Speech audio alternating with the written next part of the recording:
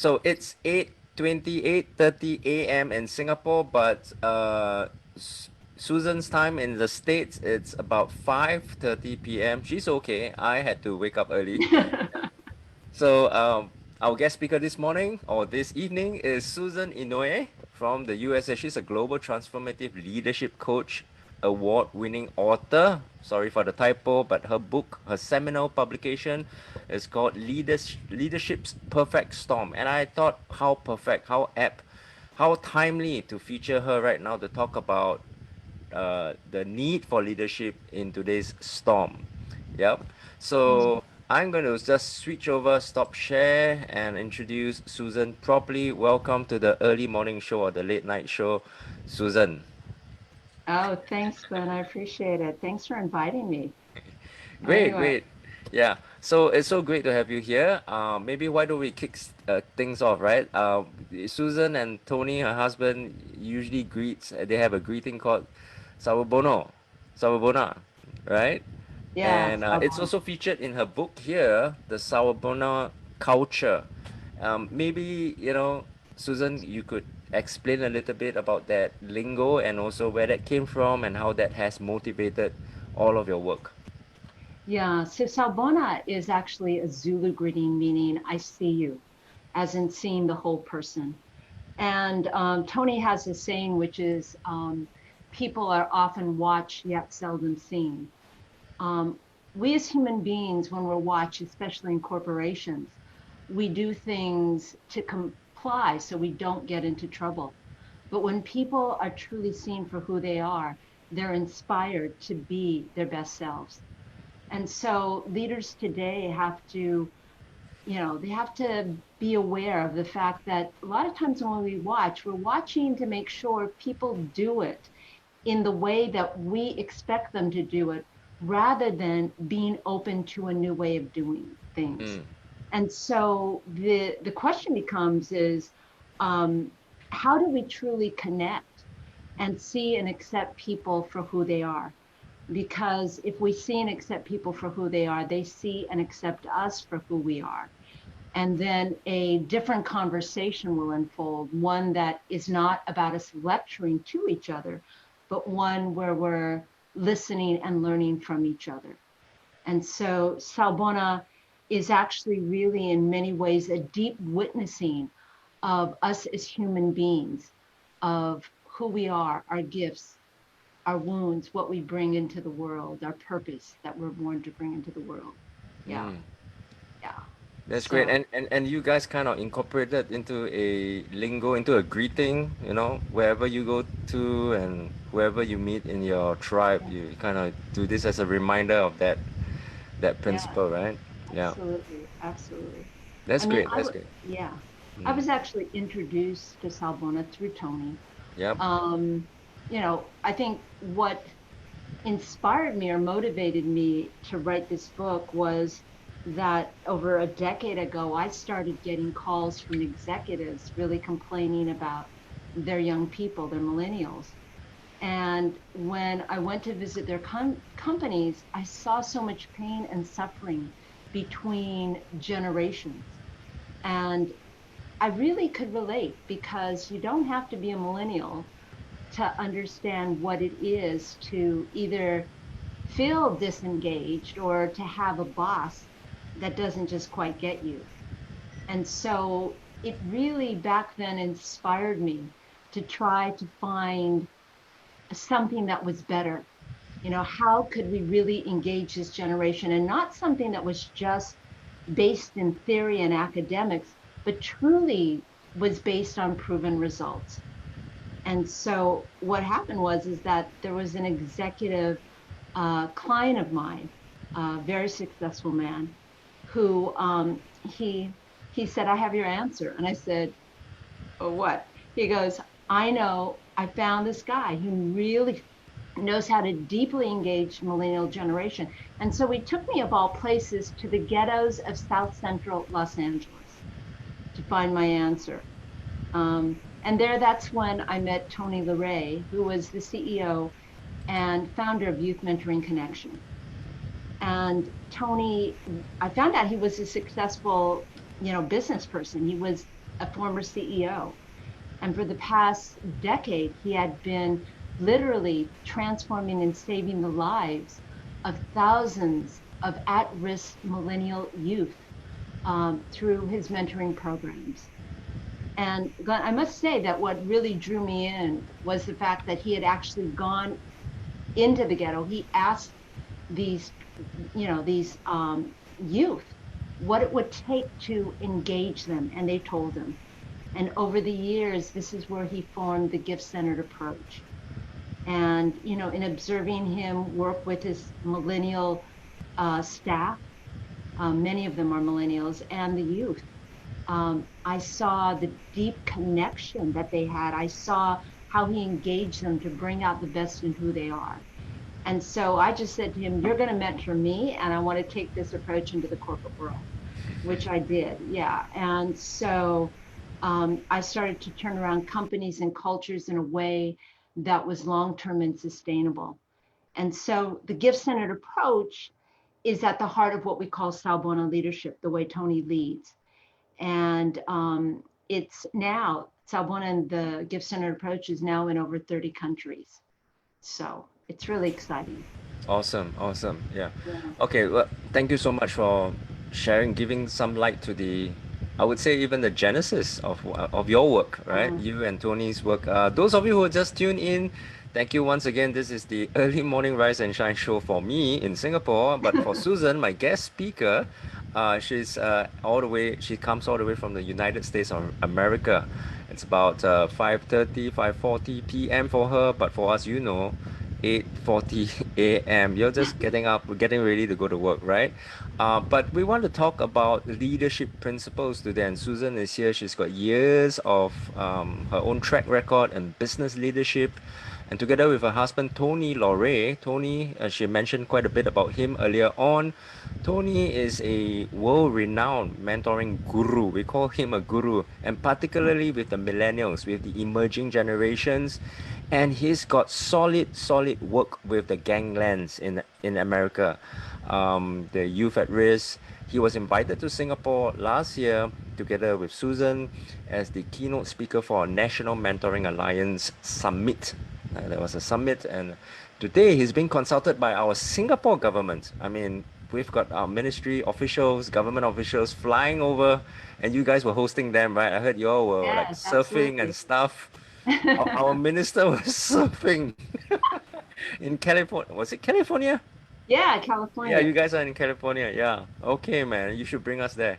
So today we want to talk a little bit about the key concepts, principles in her book. I'm going to show this book again. It's called Leadership's Perfect Storm.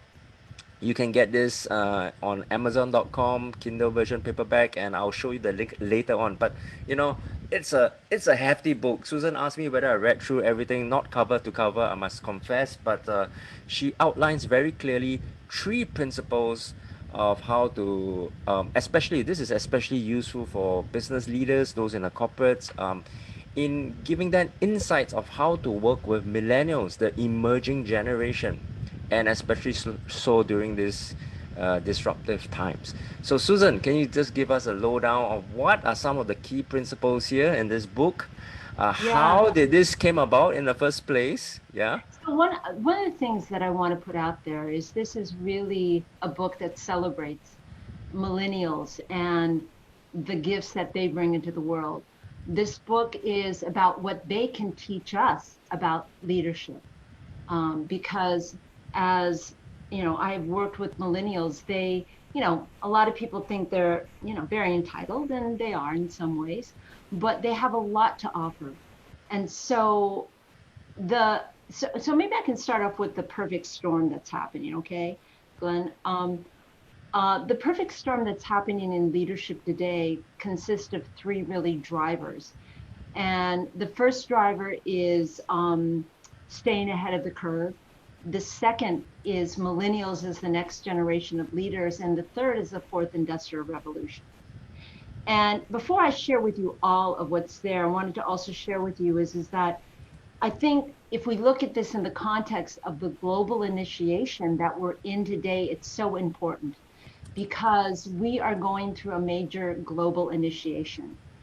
And an initiation is a rite of passage. It is a turning point in a person's lives where things change forever and there's no going back. And we as human beings, we go through initiations. COVID-19 is a huge initiation, but we've gone through initiations of getting married, divorced, having babies, um, graduations, getting a new job. All these are considered initiations. And so leaders today, if they open up to the initiations that is happening, and they're able to find creative ways to redirect what is going on to better support themselves and their people and their company, it will truly help to reimagine what's what's ahead. And so, in an initiation, there are three main areas. There's three stages actually, and the first stage is being able. It's called separation. The second stage is challenge, or what we call supreme ordeal, and the third is reintegration. So, as you can all relate to, we have been going through the stage of separation. All of you, all of us have been quarantined at home mostly. Yeah. And there is that physical separation that we are experiencing, where if we have, we go to work every day, we're now doing everything from home.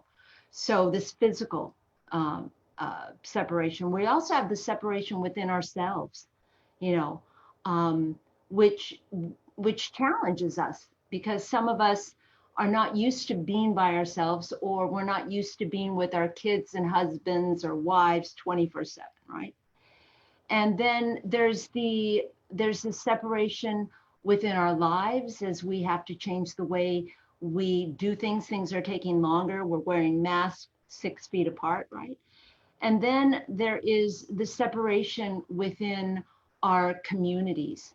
We're not being able to be with people in the business world and many other areas as well. And so separation really leads us to the next area, which is challenge. In separation, then there becomes challenges, not just challenges of, okay, now with companies especially, is how do we work with our people in in a new way? How do we actually connect? And when I mean connect, I mean how I feel when I'm with you. How do we connect when we're miles apart through the screen? And this is the challenge that I'm leading a lot of my clients through, because connection is so important. And how do we feel that, through Zoom, right? And also, the challenges we face are within ourselves. I have many clients that are not used to being alone by themselves, and some that are, if you have kids, you're probably disrupted by your kids during the day, and work takes longer. So there's many challenges that we face. And here in the United States, we also have the challenge, and this is happening in the world today too, of Black Lives Matter. And it is an amazing, movement that's been happening because of years in history of people being, really denied their full rights as human beings, you know. And so we're in the midst of this, between separation and the challenges that we're facing today. Now, the last stage, which is reintegration, is probably the hardest, but it lends to what is the world calling us to do? What are the possibilities that we're seeing or being shown? And in reintegration, and I'm bringing this up because it's so important in Leadership's Perfect Storm. One of the key things of leaders today is we have to have vision and foresight, and that takes imagination. And imagination is so important in this world today. We have to rethink how things are going to be done as we live with COVID and other coronaviruses that will come up. And as leaders, it's important to be able to be comfortable living in uncertainty. Because in order for us to reintegrate into this world, we also have to know the kind of world we're in. We are in a complex world. And that's different than complicated, by the way.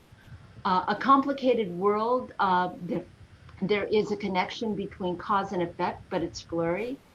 We know the parts, we can break things down and put them together, but we need an expert to do it. It's like fixing a car. But in a complex world, we don't know what the parts are. We don't know what the problems are until we step into them and solve them. There is no direct connection between cause and effect.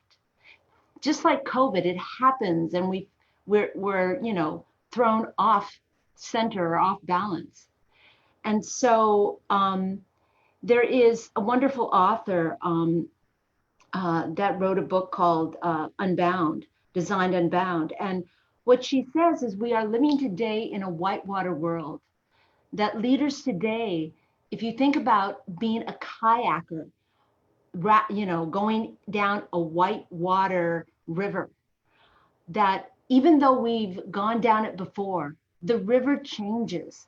It never stays the same, that everything is interconnected, and that when one thing changes, it changes everything else. And so as leaders today, we step into action and we see what unfolds, and based on what unfolds, we take action again. And so the big thing today is we need to not have strategic plans, but we need to design for what's emerging. And this becomes very important in understanding what leaders are faced with, because the first thing of the perfect storm is staying ahead of the curve. And things are changing so rapidly. What's new today is outdated tomorrow. And we can't predict what's going to happen in the future yet. Leaders cannot be on the cutting edge. They have to redefine the edge. They have to think of innovative ways to disrupt their industry before they get disrupted by an Uber coming out of left field. And they're learning they can't do it alone.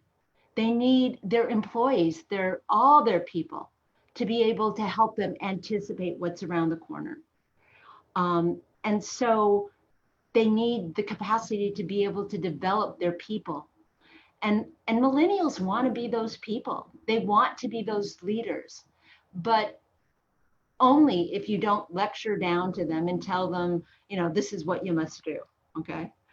And so when we talk, we're gonna, I'll talk to you about leaderships too.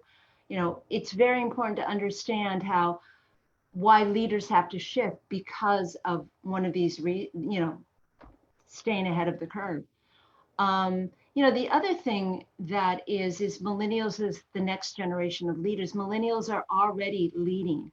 They're already starting their own businesses.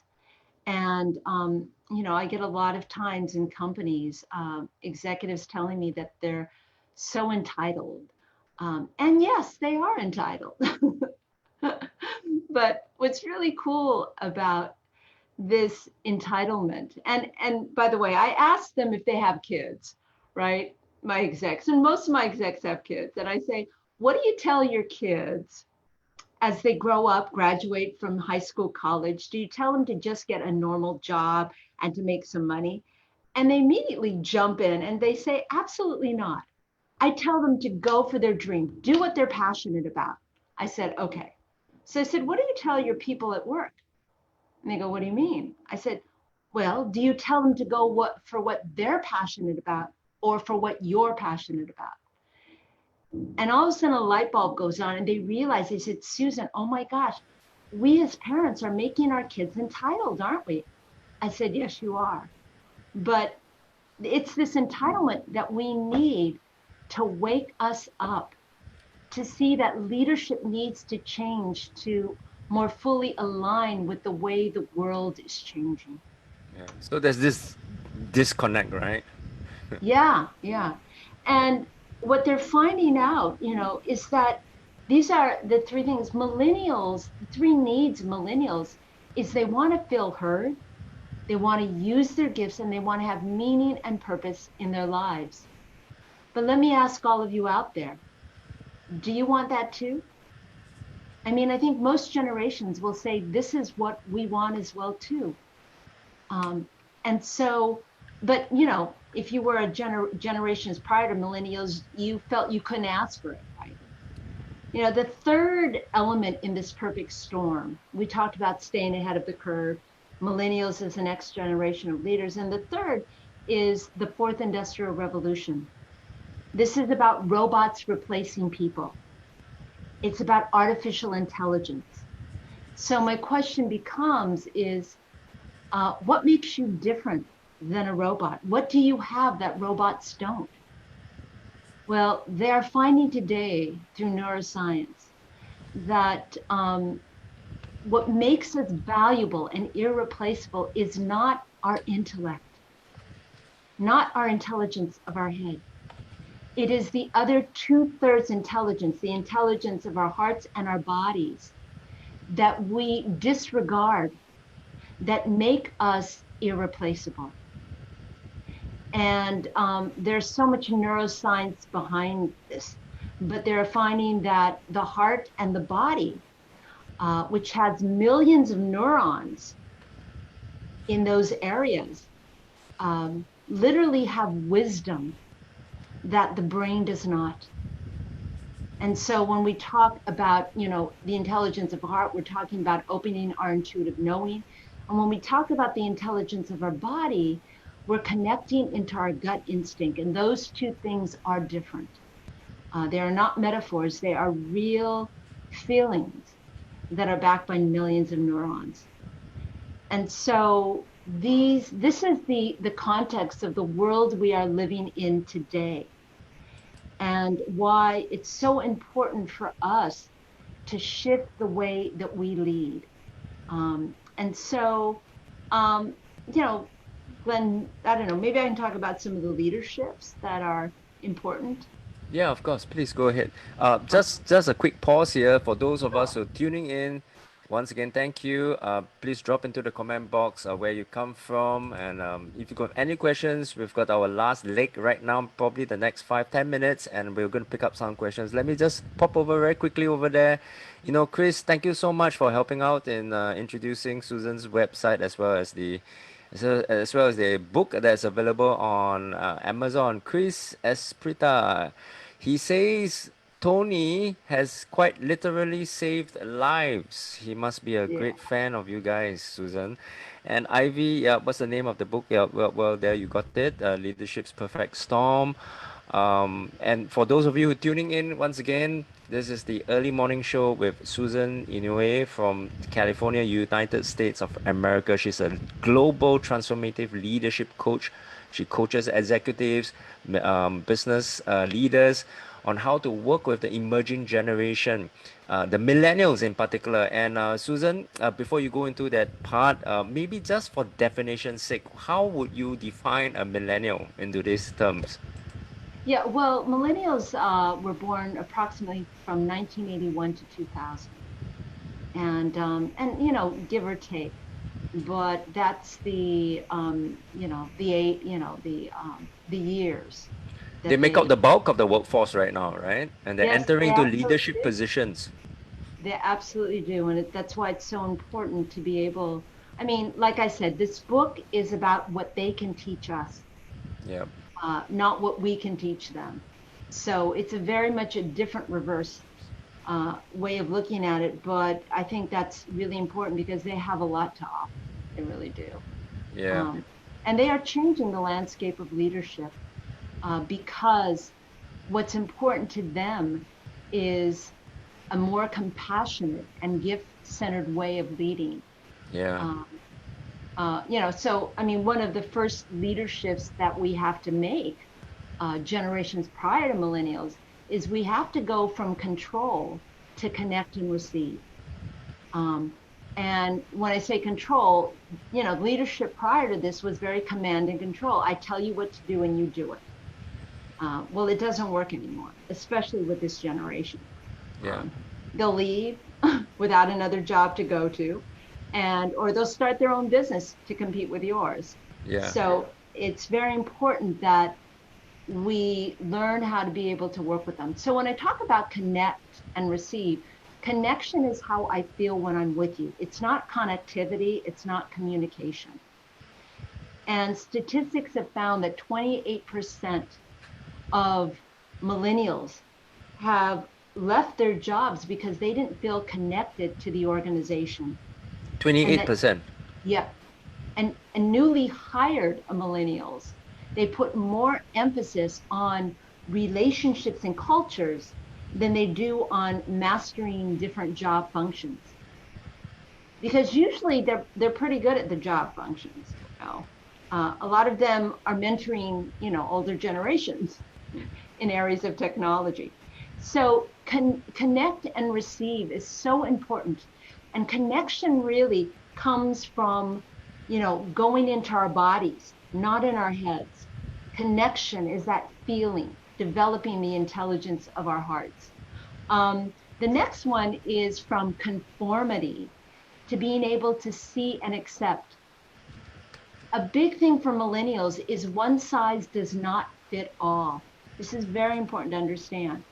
And the reason is that they grew up in a very diverse and global world. And they want to be seen and accepted as unique individuals, not part of a mass, herd of people. And so being seen for who they are, being seen for their gifts, being able to put them in areas where their gifts can thrive, being able to give them the result you want and let them use their gifts in their way to get to that result. As long as they get to the result is what they want. They don't want to be told specifically how to do it because they do have their own ideas. Yeah. And I want to say to them too, say to everybody, is millennials are very open to be mentored as long as you don't lecture to them or, kind of talk down to them. They don't like that. I don't think any of us like that, frankly. Yeah. Yeah. Yeah. Yeah. Well, actually, millennials, I mean, in my own observation here in Asia, they are looking out. They're quite hungry for role models, and they're pretty drawn towards them if they sense if they get a sense of purpose, yeah, that it fits their purpose, and like you say, and we derive meaning from our pursuits in life, right? And it's not Yeah. necessarily the corporate ladder or the money. It's about creating the meaning, and that comes from a heart level, a heart dimension. I like what you said about that because that's something that robots and AI can never replace in this disruptive generation. And when we mentor, I mean, if it's all about competency and skills and talents, then we might as well just subcontract out mentoring to a robot, right? But that heart level needs to be Yeah. that place on transference, right? So thank Yeah. you for And, sharing that. Yeah. Glenn, what you're saying about heart level is so important because I have clients today that have come to me and said, I mean, they're so good at execution, they're so good at the skills and they have lots of experience. But what they are coming to me for is how do I inspire and motivate my people? How do I, you know, how do I really lead them? I know how to get there on my own, but when I'm running up the hill at a fast pace and I look back, they're not there because I go too fast and I don't take them into consideration. Yeah. Um, another shift that we have to make is we have to go from authority to authenticity. And this is big. Millennials are the first generation that didn't have to go through authority to get information. Think about that. This is huge. So they don't need us to get information because they can get it on their own. And so what they value is authentic knowledge and information. And they believe that they can, and it's true, they can talk to someone in an authoritative position the same way they talk to their friends because they feel that's being authentic and they can do it in a very respectful way. And so it's important to understand how important being authentic and real is for them. Yeah. And young people can feel when you are, you know, um, you know, doing things that are not in alignment with who you are. Right? Yeah. The other, uh, let's see, we also have to go from expectations to intentions. We live in a world full of expectations, and expectations are our external rules of how we think things should be done. And when people don't meet our expectations, there is a lot of pain and suffering. And so I tell my leaders, let go of your expectations. It's better to have intention. Intentions are our internal desires of how we will work with these people. My intention, for example, I could say my expectation is for you to have training. I expect that if you have training, you'll do well. Or I can say, I intend to support you by giving you training. And in that way, that's something I can control and I Mm. don't get disappointed. Yeah. Yeah. Well, excellent. We have a saying here in Singapore as well. Whenever we're doing mentoring, people don't really care how smart you are, but they care how real you are, right? I mean, that's more important. That makes the approach to whatever we want to do together, as in a mentoring relationship or even in a leadership position, so much more palatable. And all these that you just shared and much more are found in this book, Leadership's Perfect Storm. Once again, what millennials are teaching us about possibilities, passion, and purpose. Fantastic book here. You should get a copy. It's available on Amazon.com. Susan, I just want to thank you so much. The time is already like 9:05 a.m. People are starting to get into their offices and work. But I hope Okay. that those of you tuning in from Asia, Singapore, you've got your early morning boost just from this show alone. And those of us tuning in from all over the world, thank you so much for tuning in. We wish you the best. Now, before we tune out, I'm going to share this slide so that you can get in touch with Susan herself, right? Susan is a global transformative leadership coach. Once again, she's an award-winning author, and her book, The Leadership's Perfect Storm, is also a bestseller, a number one. And this is how you can get in touch with her, Susan. This is your website. In fact, when I glance into your website, you're actually offering a free consultation, so you can actually book an appointment with Susan. She'll get in touch with you, and during this time when things are so disruptive, we can actually connect over virtually, and you can reach her in the States. And here is also the information for her book. It's on Amazon.com. I will share these links, okay, into the comments box at Facebook. Leadership's Perfect Storm, Amazon.com. All right, Susan, thank you so much once again. But do you have any last words for our viewers Um, gosh, besides Sawubona? Salbona, I see you. Yes. Take care, and everybody, stay safe out there. But please, as leaders, bring your voice into the world. We need it more than ever now. Awesome, awesome. Thank you so much. This is Glenn, Singapore, Susan, all the way from the States, and we wish you the very best. Have a great day. Have a great weekend. Once, I Thanks, mean, Glenn. yeah. See you guys. See you guys.